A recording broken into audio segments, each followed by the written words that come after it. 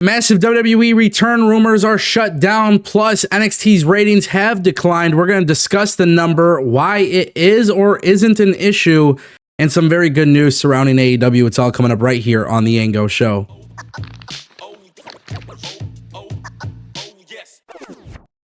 Welcome back to the Ango Show. Don't forget, we are live Monday through Friday at 12 p.m. Eastern. That's right, we go live. We talk about Raw, SmackDown, NXT, Dynamite, and pretty much everything else that is happening in pro wrestling. We have a very engaging and fun live chat. We answer questions. It's always a good time. Make sure you guys pull up. If you're not subscribed to the channel, you're going to miss those notifications, so make sure you guys ring the bell. Let's jump right into it. Max streaming service.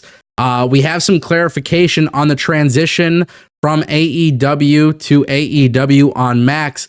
On Wrestling Observer Radio, Dave Meltzer noted that the AEW pay-per-view library will be available on Max, but it won't be added on January 1st as past AEW TV episodes. He says it was about the AEW TV deal. Will the pay-per-view library go up on Max? The answer is yes. It may not all go up immediately. All the AEW archives will be up on Max next year. They go to Max January 1st, and it's not instant.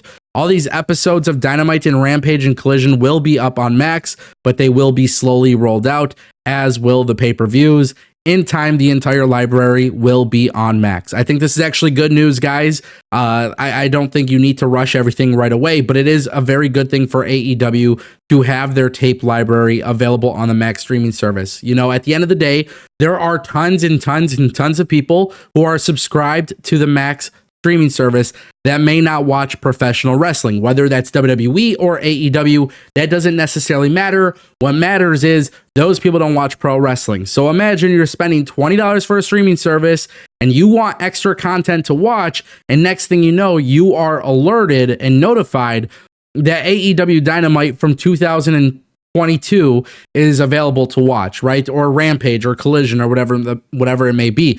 Also, keep in mind, Battle of the Belts was not part of this new TV deal, so you might get Battle of the Belts on the tape library, but you shouldn't expect to see any new episodes of Battle of the Belts moving forward in 2025. Obviously, AEW could always shop that around to another partner, but it doesn't seem very likely. Battle of the Belts was very low performing, and quite frankly, Battle of the Belts was a waste of time for AEW. You never really got big title changes, and more often than not, you saw ROH titles being defended. So listen, that's okay. The Max streaming service, getting AEW content next year is a great thing. We expected this. We knew it was coming. How was it going to roll out? We obviously didn't know. Now that we know, I think this is a good thing. Eventually, people will be able to find AEW. It is now up to Tony Khan and the company to create compelling enough TV for those new fans to potentially become fans. All right, guys, the NXT ratings are in, and they did see a decline. And there's a reason why I'm talking about this. On my channel, we don't talk about ratings quite often, but they obviously had a very explosive start to the CW network. Now, obviously, if you're not familiar with what I think about ratings, I'll give you a quick rundown because it is important. I think ratings are not really accurate. I don't think ratings are a new technology. The technology that they're using is not really up to date. There's a lot of reasons why I don't like this whole system that is in place. But the one thing that we can all agree with, you could typically get an idea if there is momentum behind a product based on the numbers, right? If the numbers are increasing or constantly staying relatively high, you can assume that interest is pretty damn good. NXT's numbers dropped. According to WrestleNomics, they secured 639,000 viewers. Now, again, this is calculated through the Nielsen ratings box. Not everybody has one. Not everybody uses one. So at the end of the day, is 639,000 the true number of people who watched NXT? No, I say this all the time, even when I talk about AEW ratings. Nielsen ratings are not really the most accurate. But we obviously saw NXT go from like 800, almost 900,000 to 639,000. So that's why I'm bringing this up. I think NXT moving to the CW long term is going to be more of a lateral move in terms of the physical numbers from USA Network to the CW. I think the reason for that, Obviously, NXT had 2 big episodes. They were on the road. They obviously had a lot of main roster talent working the shows. They had CM Punk on the first one. They had Randy Orton on the second one. Obviously, this 3rd episode at the Performance Center, they didn't have any big main roster names advertised for it. I do think that plays a role into it. I think naturally we are going to see NXT remain as a product that has about 700,000 viewers according to the Nielsen ratings boxes. Now, how many people do I think genuinely watch AEW and WWE? Far more than the ratings ever say.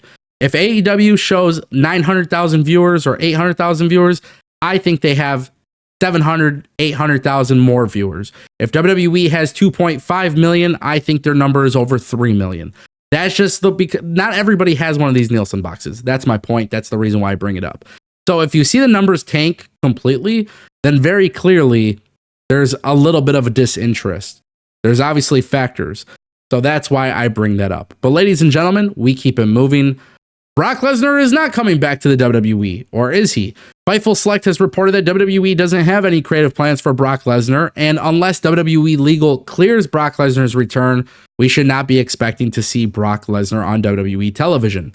Despite WWE Raw superstars teasing the return of Brock Lesnar, now we have a report that suggests that Brock Lesnar won't be returning. Now, I want to add a couple things to this.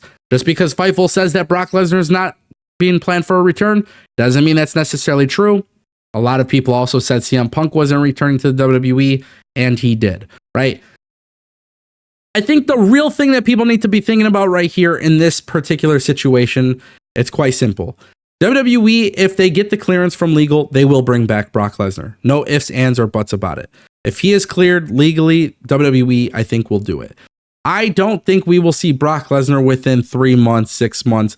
I think if we see Brock Lesnar come back, it will probably be a good 1.5 years until we do.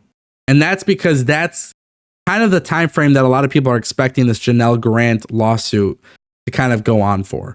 As far as Brock Lesnar returning, I've said this before, guys. There's so many great up-and-comers in WWE right now. You do not need to be focused on Brock Lesnar in general.